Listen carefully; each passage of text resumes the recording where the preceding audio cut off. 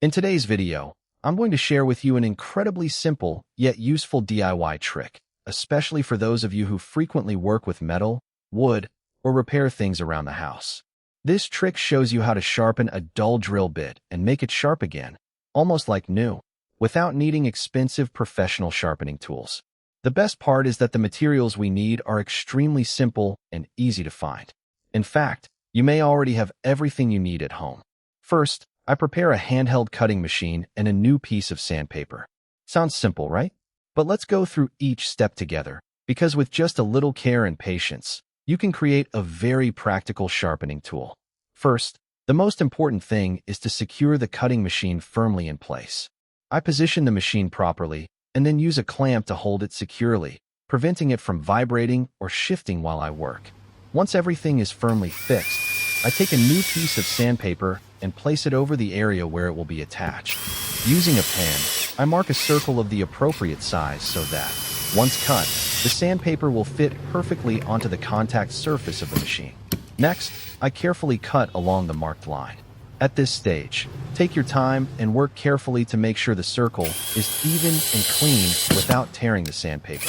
Once I have the round piece of sandpaper ready, I apply a small amount of 502 superglue evenly across the surface.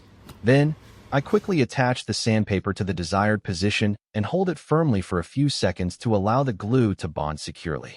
With just this simple step, we now have a rough abrasive surface that can be used to help sharpen dull drill bits. After the glue has completely dried, I install the newly prepared part onto the machine and carefully inspect everything before turning it on. And there we have it, a simple DIY sharpening tool made from materials that are inexpensive and easy to find. If you regularly work with metal or wood, I believe this little trick could be surprisingly useful whenever you need to restore a dull drill bit. However, I also want to remind you, when using a cutting machine with sandpaper rotating at high speed, make sure the machine is securely fixed, always wear proper safety glasses, and keep your hands away from the rotating parts to stay safe. And now, I'm really curious to know which country are you watching this video from. Let me know the name of your country in the comments below. Who knows, maybe we'll discover viewers from all around the world coming together to share their favorite DIY tricks and ideas.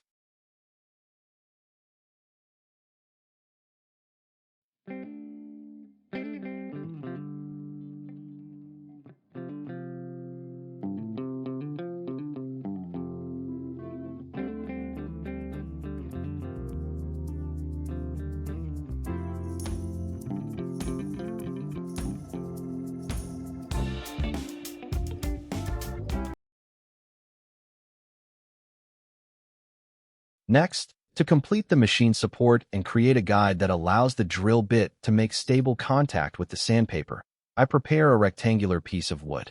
At first, I plan to use a screw with a roughly 45-degree angled edge to mark the position where the groove needs to be cut. However, I soon realized that the head of the screw is quite difficult to use for making an accurate mark. So instead, I switched to using a utility knife blade with a similar angled edge. I place the blade firmly against the piece of wood, position it exactly where I want to create the groove, and then use a pin to draw a line along the marked point. This makes the cutting line much clearer and more precise. Once the marking is complete, I place the piece of wood into a vise and clamp it tightly to prevent it from moving during the cutting process. Next, I use a saw to carefully cut along the marked line, creating a recessed groove in the surface of the wood. This groove will serve as a support point, helping keep the drill bit in the correct position when it is brought into contact with the sandpaper. However, after sawing, the groove is still quite rough, with some uneven edges. So I continue by using a round file to smooth and refine the inside of the groove. I keep filing and checking the shape until the recess is just right. Finally, I take the drill bit that I want to sharpen and test fit it into the groove.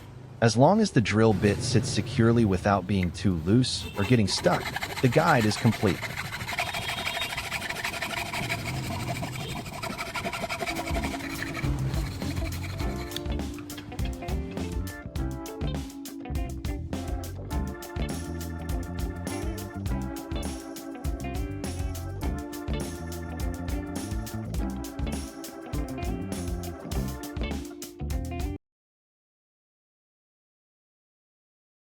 And now, we've finally reached the most exciting part.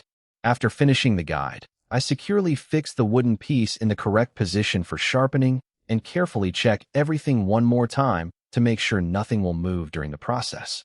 Once everything is firmly in place, I begin bringing the drill bit into contact with the sandpaper. But before sharpening, there is one important step I always pay attention to: cooling the drill bit with water. I dip the tip of the drill bit into water to reduce its temperature, and only then slowly bring it toward the sanding surface. I hold the drill bit firmly and rotate it evenly so that the cutting edges make uniform contact with the sandpaper. I don't rush. I sharpen it little by little, then dip the drill bit back into the water to cool it down before continuing. I repeat the process again and again. Sharpen, cool, inspect, and sharpen again. The key here is patience, because if you remove too much material from one side, the cutting angle of the drill bit can become uneven and affect its performance. After some time, I stop and carefully inspect the tip of the drill bit. The cutting edges that were once dull and worn are now much sharper and more clearly defined. I make a few final adjustments until I'm satisfied that the drill bit has reached the sharpness I'm looking for. And this is the moment that surprises me the most. I place the freshly sharpened drill bit next to a brand new one for comparison. To the naked eye, it's almost impossible to tell the difference. The cutting edges look so sharp and balanced that, if you didn't know the story behind them, you might think both drill bits were brand new. But of course, simply looking at them isn't enough. Now it's time for the real-world test. Before we continue, have you subscribed to my channel yet? If not, hit the subscribe button so you don't miss more interesting DIY tips and projects coming your way. Then, I install the freshly sharpened drill bit into the drill and put it to the test on a piece of steel. As soon as the drill bit touches the metal surface, it cuts through smoothly and produces a steady stream of metal shavings. The drilling feels completely different from using a dull bit. I'm honestly very satisfied with the result. If you only saw the final result without knowing how it was made, you might easily think this was a brand new drill bit straight from the store. And that's exactly what makes today's DIY trick so satisfying.